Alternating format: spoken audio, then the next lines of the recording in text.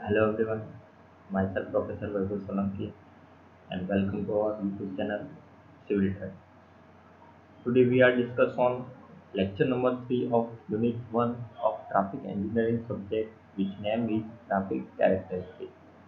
And previous lecture we are already discussed on road user characteristics and vehicle characteristics in detail with workbook and assignment. Now we are revise some topic of traffic engineering and we are discussed on function and other properties of traffic engineering. So let's start. सो हम speedly थोड़ा revise कर लेते हैं traffic engineering क्या है। तो हमने lecture 1 में पढ़ा था कि what is traffic engineering. Traffic engineering is the branch of engineering which deal with planning and geometric design of road and highway and traffic operations thereon, as their use is related to the safe, convenient, and economical transportation of persons and goods. It is thus seen that traffic engineering deals with regulation, direction, and control of vehicles and pedestrian traffic. Here, this is scope of traffic engineering. So, what is the scope of traffic engineering? So, your scope is first one is traffic characteristics, second one is traffic studies and analysis, third is traffic operation, control and regulation, fourth is planning and analysis, fifth is geometric design, and sixth is administration and management. तो ये सब है scope of traffic engineering जो हमने already study कर लिए हैं। अब बात कर रहे हैं हम फंक्शन ऑफ ट्रैफिक इंजीनियरिंग की कि फंक्शन ऑफ ट्रैफिक इंजीनियर क्या है कि एज अ ट्रैफिक इंजीनियर कौन कौन से फंक्शन है जो हमको फॉलो करने पड़ेंगे। तो उसमें पहले आएगी बात करेंगे डेटा कलेक्शन की। डेटा कलेक्शन में पहले है first collection analysis interpretation of traffic flow. जहाँ जहाँ पे भी कोई इंटरसेक्शन है या कोई ट्रैफिक फ्लो वाला रिकमेंडेड एरिया है तो वहाँ पे हम क्या करेंगे कि वहाँ पे कलेक्शन एनालिसिस और इंटरप्रिटेशन करना ट्रैफिक फ्लो का वो भी एक फंक्शन है। दूसरी चीज traffic and transportation planning, traffic और ट्रांसपोर्टेशन का प्लानिंग वो भी एक उसके बाद बात करते हैं traffic design, design of different traffic at different level at different rate and at different situation of data. Fourth one is measure for operation of traffic. Different operation for different measures are required in traffic. And last one is administration. So these all are function of traffic engineer.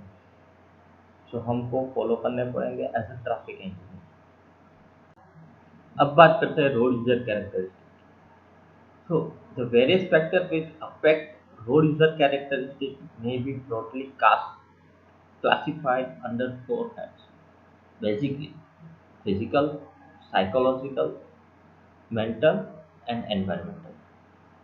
So we can classify road user characteristics in these four types: physical, psychological, mental, and environmental. And we can broadly classify road user characteristics in physical. There are two types: permanent physical factor and temporary physical factor. So permanent physical factor क्या है?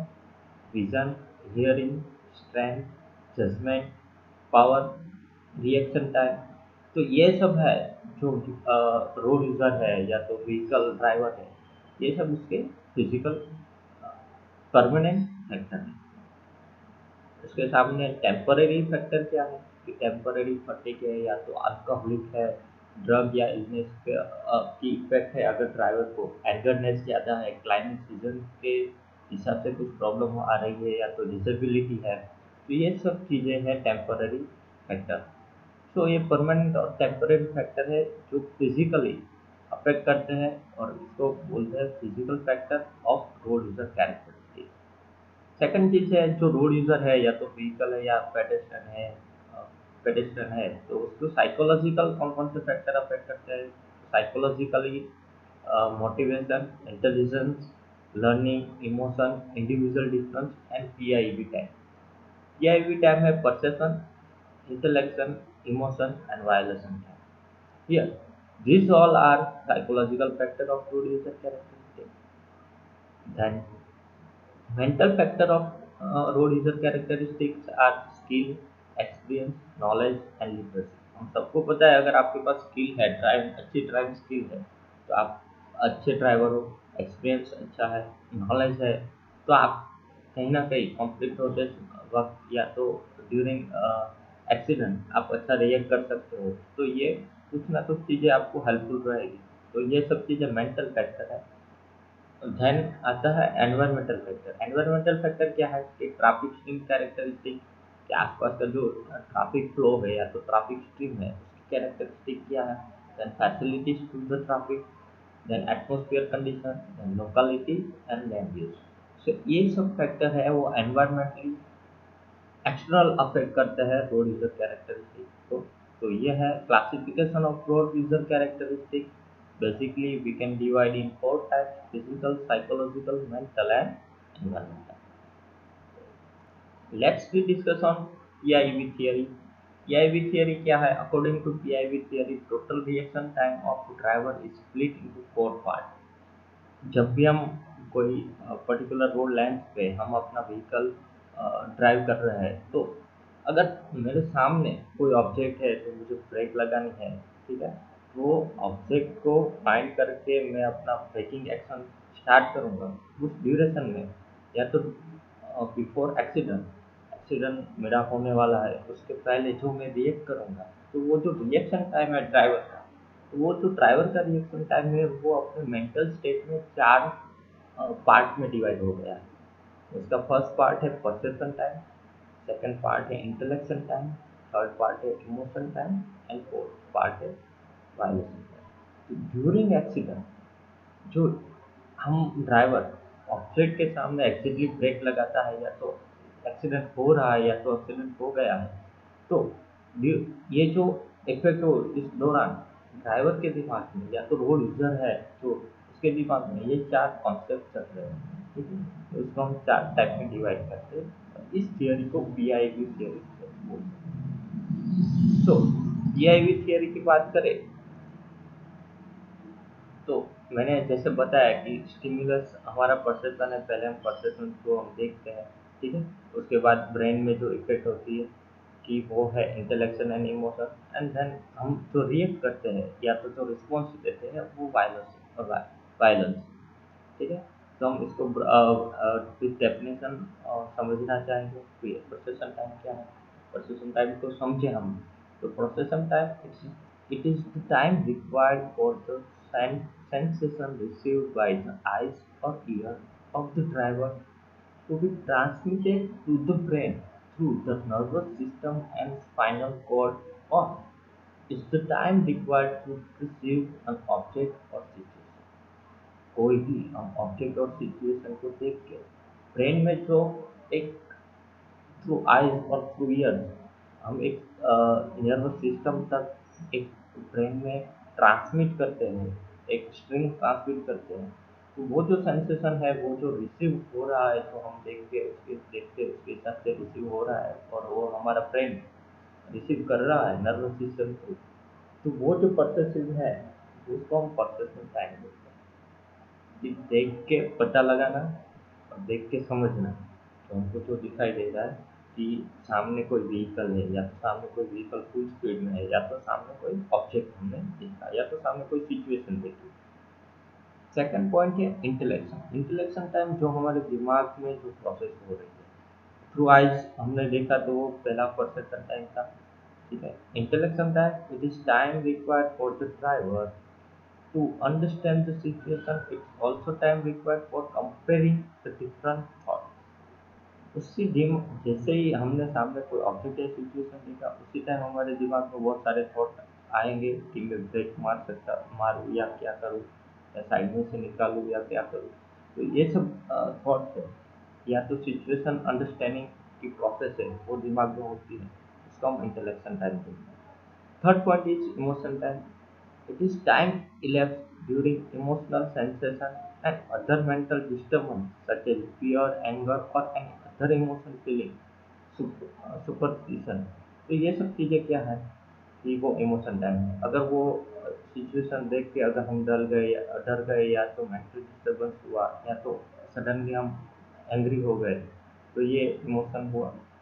Last है violation. Violation time क्या है? It is time taken by the driver for the final action such as brake application. और violation time है वो final time है कि बिफोर एक्सीडेंट जो हम ब्रेक अप्लाई कर रहे हैं या तो बिफोर एक्सीडेंट जो भी हम एक्शन टेकन कर रहे हैं, तो वो वायलेशन टाइम है।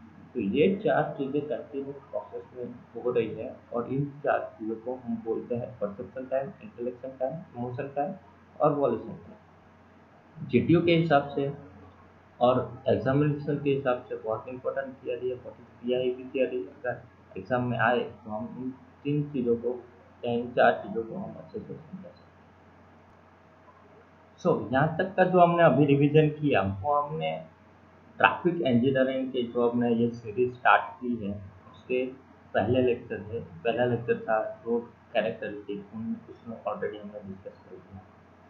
अब हम बात करते हैं व्हीकलर कैरेक्टरिस्टिक की। स्पीडली हम रिवाइज कर लेते हैं व्हीकलर कैरेक्टरिस्टिक क्या है।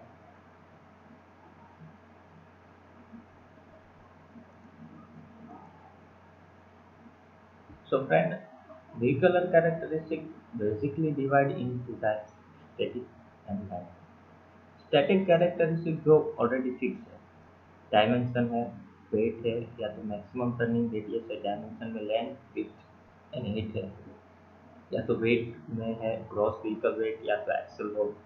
तो ये सब चीज़ें स्टैटिक है। जहाँ की डायनेमिक, डायनेमिक यानी जो मूव कर रही है, जो चीज़ें मूव कर रही है उसको हम डायनेमिक बोलते हैं। तो वो है speed, acceleration, braking system, lighting system, vehicle body design and tyres. हमने ऑलरेडी ट्रैफिक इंजीनियरिंग के सेकंड लेक्चर यानी लेक्चर 2 व्हीकलर कैरेक्टरिस्टिक में स्टैटिक और डायनेमिक दोनों कैरेक्टरिस्टिक को विथ इमेज और विथ कुछ एग्जांपल के साथ हमने स्टडी किया है ऑलरेडी। ठीक है, तो यहाँ पे हम स्पीडली रिवाइज करते हैं व्हीकलर कैरेक्टरिस्टिक क्या है। तो ये है व्हीकलर कैरेक्टरिस्टिक में स्टैटिक और डायनेमिक। स्टैटिक कैरेक्टरिस्टिक को थोड़ा डीप में हम फिर से देख लेते हैं। तो static characteristic affected the highway design are the dimension, weight and maximum turning angle. ये तीन चीज़ें हाईवे डिजाइन को डायरेक्टली अफेक्ट करती है। कोई भी स्टैटिक कैरेक्टरिस्टिक है व्हीकल की, यानी इसकी विड्थ है या तो लेंथ है, तो जब हम हाईवे डिज़ाइन करेंगे तो हाईवे की हमको विड्थ पता है कि बेसिकली हाईवे जो पेमेंट होता है उसकी विड्थ 7.5 मीटर, वन लेन या टू लेन उसके ऊपर डिपेंड करता है कि वन लेन 3.5 मीटर, 7.5 मीटर। और बेसिकली जो विड्थ ऑफ व्हीकल है as per Indian standard rule IRC के हिसाब से वो है 2.5 मीटर। तो वो 2.5 metre as per guideline fix है। तो उसके हिसाब से हम रोड की डिज़ाइन रखते हैं। तो सिंगल लाइन रोड होता है, उसका लेंथ विड्थ होता है वो 3.5 मीटर का होता है। यानी 2.5 मीटर के बाद थोड़ा थोड़ा स्पेस रख के हम उसके हिसाब से व्हीकल की विड्थ के हिसाब से हम रोड को भी डिज़ाइन कर रहे हैं, तो वो डायरेक्टली हाईवे डिज़ाइन को अफेक्ट करता है। So the affect is following lane width of parking. Parking lots में भी हमको पता है कि हमारी व्हीकल की विड्थ 2.5 मीटर है और नंबर ऑफ व्हीकल हमको कोई पार्किंग प्लेस पे पार्क करना है, तो ये विड्थ बहुत इम्पोर्टेंट, विड्थ बहुत इम्पोर्टेंट है। Capacity of the road, road की कैपेसिटी इसके हिसाब से पता चलती है। अगर मेरा 4 लेन रोड है तो 2.5 मीटर नंबर ऑफ व्हीकल जो एकोमोडेट है पर्टिकुलर टाइम पे और या पर्टिकुलर लेंथ पे, तो हम उसको इंडिकेट कर सकते हैं। दूसरी चीज़ है width of the shoulder. Shoulder की विड्थ है 1.2 मीटर बेसिकली होती है। तो विड्थ ऑफ द शोल्डर अगर हम डिजाइन करते हैं तो हमको पता है कि अकॉर्डिंगली ट्रैफिक डेटा कंटिन्यू यहाँ पे ट्रक चल रहा है या तो कोई अदर व्हीकल चल रहा है, हमको 2.5 मीटर विड्थ पता है, तो उसके हिसाब से हम थोड़ा और शोल्डर को बढ़ा देते हैं। तो उसके हिसाब से हम डायरेक्टली हाईवे डिजाइन कर सकते हैं। और लास्ट चीज़ है speed of vehicle. So width of the vehicle directly in सब चीज़ों को अफेक्ट करती है, जो स्टैटिक कैरेक्टरिस्टिक है। सेकंड है length of the vehicle. Length of the vehicle एक स्टैटिक कैरेक्टरिस्टिक है जो डायरेक्टली अफेक्ट करती है design of the horizontal alignment of road. Horizontal alignment है जो रोड का, वो बेसिकली जहाँ पे कर्व्स है या तो सुपर एलिवेशन है, वहाँ पे लेंथ बहुत अफेक्ट करते हैं। हमको पता है कि अगर मेरे पास 15 मीटर या 12 मीटर का लेंथ का कोई ट्रक है या कोई व्हीकल है, उसको जो मैं टर्निंग रेडियस पे या तो कोई सुपर एलिवेशन पे वहाँ पे टर्न होगा, तो ये टर्न या ये लेंथ बहुत ही इंपॉर्टेंट है वो टर्निंग रेडियस की डिजाइन के लिए। रोड की कैपेसिटी पता चलती है, उसके हिसाब से हमको पता चलता है कि नंबर ऑफ व्हीकल कोई पर्टिकुलर 1 किलोमीटर लेंथ में कितने आ रहे हैं। पार्किंग फैसिलिटीज और ओवरटेकिंग डिस्टेंस। पार्किंग फैसिलिटीज में भी हमको लेंथ इम्पोर्टेंट है, और ओवरटेकिंग डिस्टेंस यहाँ पे हम ओडीएस ट्राई करते हैं कोई साइड से ओवरटेकिंग कितना रखना है डिस्टेंस, तो वहाँ पे भी लेंथ ऑफ द व्हीकल बहुत इंपॉर्टेंट है। थर्ड चीज़ है height of the vehicle. Height of the vehicle कैसे इंपॉर्टेंट है, तो कहीं पे हमने ब्रिज बनाया या तो ओवर ब्रिज बनाया तो हमें इलेक्ट्रिकल सर्विस लाइन देनी है, तो ऐसे अंडर स्ट्रक्चर पे या तो ओवर ब्रिज के नीचे से ऑलरेडी हाईवे है तो उसकी हाइट कितनी होनी चाहिए, वो डिपेंड करता है कि आपके हाईवे पे मैक्सिमम नंबर ऑफ व्हीकल चल रहे हैं उसकी एवरेज हाइट क्या है। तो वो एवरेज हाइट के हिसाब से हम थोड़ा क्लियरेंस रखेंगे, तो वो है हाइट ऑफ द व्हीकल। वो रोड डिज़ाइन में या तो ब्रिज डिज़ाइन में काम में आती है। तो वो है height of the turner and height of the driver seat affect visibility distance. So ये तीन चीज़ें हैं यहाँ पे स्टैटिक कैरेक्टरिस्टिक में, width of the vehicle and length of the vehicle and height of the vehicle.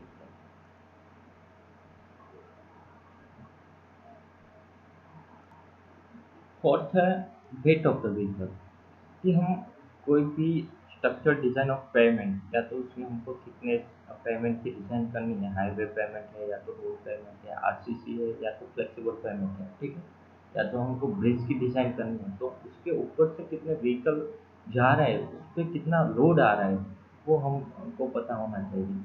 और वो हमको कैसे पता चलेगा, तो वो हमको पता चलेगा अगर हाईवे पे हमें डिज़ाइन करना है तो हाईवे पे ऑलरेडी व्हीकल ही आने वाले हैं और व्हीकल का वेट हमको पता चलेगा, तो हम उसके हिसाब से हम हाईवे पेमेंट डिज़ाइन कर सकते हैं।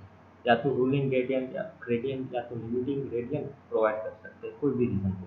सो डायमेंशन में जो विड्थ है ऑल व्हीकल की, हमने तीन चार चीज़ें देखी कि विड्थ ऑफ द व्हीकल है तो वो 2.5 मीटर है maximum dimension in metre excluding front and rear class, तो वो है 2.5 metre. Height of the vehicle है सिंगल डेक व्हीकल के लिए नॉर्मल एप्लीकेशन में 3.8 मीटर, डबल डेक के लिए 4.75 मीटर।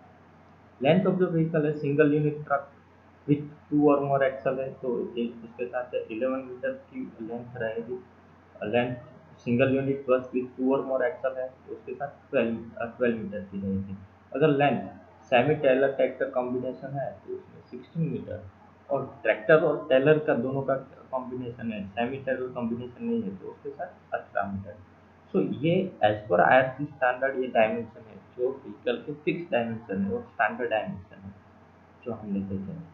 तो ये सब हमने डिस्कस किया, वो सब है static characteristic of the vehicle.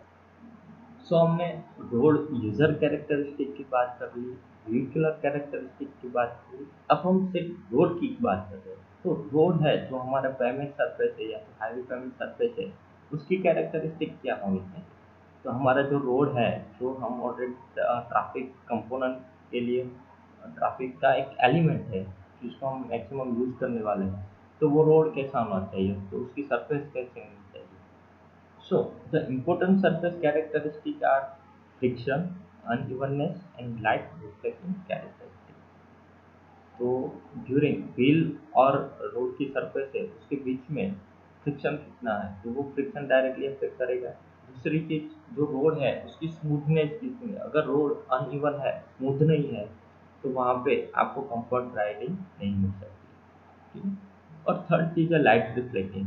During night vision या तो नाइट ड्राइविंग आप कर रहे हो तो उसमें लाइट रिफ्लेक्शन किस हिसाब से है, वो कैरेक्टरिस्टिक डायरेक्टली अफेक्ट करते हैं road character. So in our last lecture, vehicle characteristic, हमने ऑलरेडी स्किड और स्लिप के बारे में बहुत ही डिस्कस किया था और एक दो एग्जांपल भी देखे थे। स्किड और स्लिप की डेफिनेशन भी देखी थी और ये चीज़ हमको ऑलरेडी पता है।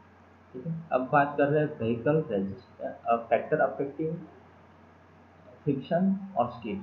ये जो फ्रिक्शन और स्किड है उसके हम फैक्टर अफेक्टिंग कौन कौन से फैक्टर डायरेक्टली स्किड को या तो स्लिप को अफेक्ट करेंगे, तो वो फ्रिक्शन को अफेक्ट करेंगे, तो वो कौन से फैक्टर आएंगे? तो वो फैक्टर है types of the payment surface, bituminous, CC and WPM, roughness of the surface, condition of payment, dry bed, smooth rough, condition of tires, speed of the vehicle, brake efficiency, load and tire pressure, temperature of road.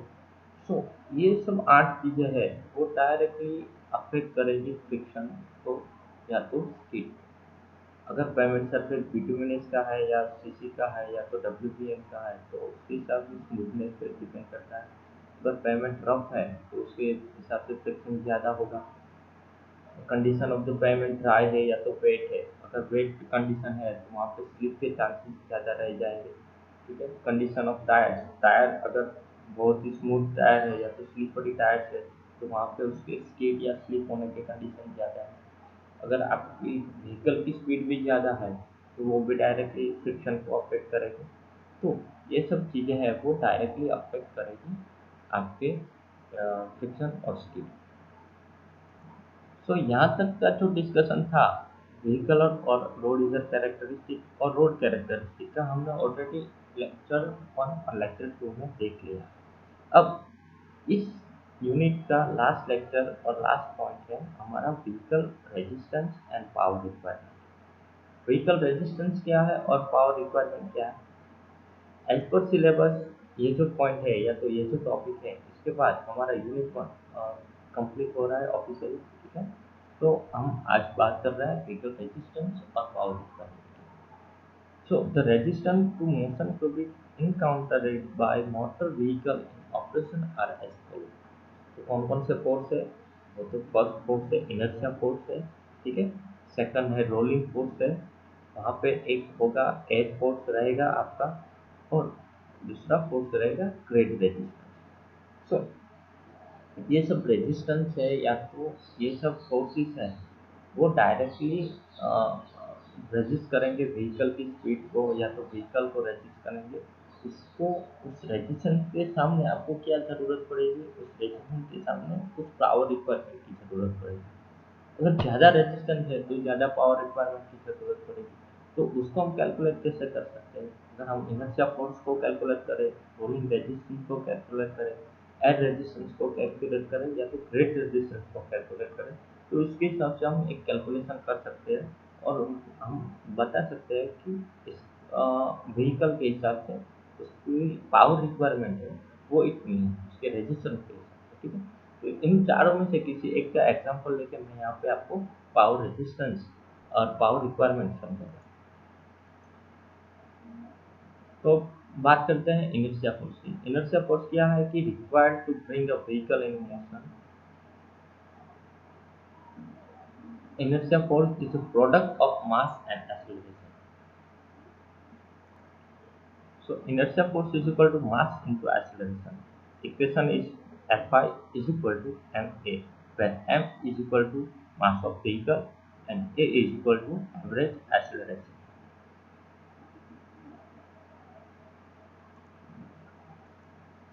Second one is rolling resistance. Once the vehicle is in motion, a rolling resistance come into play. हमको पता है कि जब vehicle motions में है तो जो resistance लगेगा मैक्सिमम, वो जो हमको फोर्स लगेगा वो फोर्स होगा रोलिंग रेजिस्टेंस। रोलिंग रेजिस्टेंस को हम 3 कंपोनेंट में डिवाइड कर सकते हैं। एक है इम्पैक्ट, दूसरा है सरफेस रेजिस्टेंस और थर्ड है internal resistance. Impact resistance, surface resistance and internal resistance. So rolling resistance को हम एज ए इक्वेशन समझना चाहे तो once the vehicle is in motion a rolling resistance comes into play. Rolling resistance is equal to m into f into g, where m हमको already पता है mass of the vehicle, जिसका unit रहेगा kg। f is equal to coefficient of the rolling resistance और g is equal to acceleration due to gravity. So ये चीज़ है, हमने इनर्शिया फोर्स और रोलिंग रेजिस्टेंस के बारे में बात की। Coefficient of the rolling resistance क्या रहेगा? तो एस्फाल्टिक कंक्रीट है कोई भी, तो वहाँ पे अगर सरफेस और टाइप्स ऑफ सरफेस अलग अलग रहेगी, वहाँ पे आपका जो कोएफिशिएंट है वो फिक्स है। तो उसके हिसाब से हमने यहाँ पे एज पर IRC एक टेबल दिखाया है आपको यहाँ पे। तो ये है resistance, coefficient of resistance. Asphaltic concrete के लिए 0.010, premix carpet in good condition उसके लिए 0.016, premix carpet in wet condition उसके लिए 0.022, WBM इन गुड कंडीशन उसके लिए 0.025 and WBM in wet condition उसके लिए 0.037, ग्रावेल के लिए 0.046 एंड अर्थ के लिए 0.055। तो ये था कोएफिशिएंट ऑफ रोलिंग रेजिस्टेंस।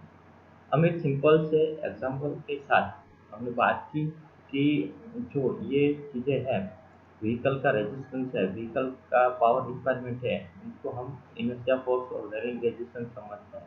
अब बात कर रहे हैं एयर रेजिस्टेंस की। एयर रेजिस्टेंस है वो डायरेक्टली व्हीकल का जो फ्रंट साइड है, फ्रंट विड्थ है, वहाँ पे जो आपको फ्रंट पोर्शन पे एयर स्ट्राइक होगी, ठीक है। तो उसकी वजह से जो फोर्सेस लग रहा है या तो उसकी वजह से जो रेजिस्टेंस आ रहा है, उसको हम एयर रेजिस्टेंस कहते हैं। सेकेंडली, अगर हमारा व्हीकल कोई ग्रेड पे मूव कर रहा है, ग्रेड पे अपवर्ड डायरेक्शन में मूव कर रहा है, तो ड्यू टू ग्रेविटी कोई ना कोई फोर्स है जो रेजिस्ट करेगा वो डाउनवर्ड मूव, डाउनवर्ड डायरेक्शन में। तो वो जो डाउनवर्ड डायरेक्शन में जो रेजिस्टेंस लगेगा ग्रेड पे, अगर आपका व्हीकल अपवर्ड जा रहा है तो उसको हम ग्रेड रेजिस्टेंस बोलते हैं। तो यहाँ पे हमने चारों रेजिस्टेंस और चारों फोर्स जो पावर रिक्वायरमेंट के लिए है वो हमने मैंने एक्सप्लेन किया है और आप समझ भी गए होंगे, ठीक है। फिर भी हम एक एग्जाम्पल के साथ समझ लेते हैं जिसके साथ आपको जल्दी से पता चलता है। तो एग्जाम्पल क्या है कि a car of mass 1365 kg is travelling with a speed of 14 kilometre on a premix carpet road. Determine rolling resistance of the car and take coefficient of the rolling resistance as 0.016। So friend, यहाँ पे हमको determine करना है कि rolling resistance क्या है। हम एक एग्जाम्पल के साथ समझ लेते हैं। सो ऑलरेडी कार का मास है जो है 1365 दिया हुआ है, ठीक है। और यहाँ पे बात की है प्रीमिक्स कारपेट रोड की। प्रीमिक्स कारपेट रोड के लिए हमने जो गाइडलाइंस के हिसाब से जो पढ़ा है, वो गाइडलाइन के हिसाब से प्रीमिक्स कारपेट रोड के लिए जो कोएफिशिएंट है वो है 0.016। हमारा यहाँ पे एम है 1365 kg, मास है 1365 kg, और एक्सेलरेशन ड्यू टू ग्रेविटी हमको ऑलरेडी पता है 9.81 मीटर पर सेकंड स्क्वायर, जिसका यूनिट रहेगा metre per second square. So simple सा इक्वेशन है रोलिंग रेजिस्टेंस का, M dot F dot G. तो यहाँ से हम इन तीनों चीज़ों का मल्टीप्लिकेशन करके हमको जो न्यूटन में रेजिस्टेंस मिलेगा उसको हम रोलिंग रेजिस्टेंस बोलते हैं।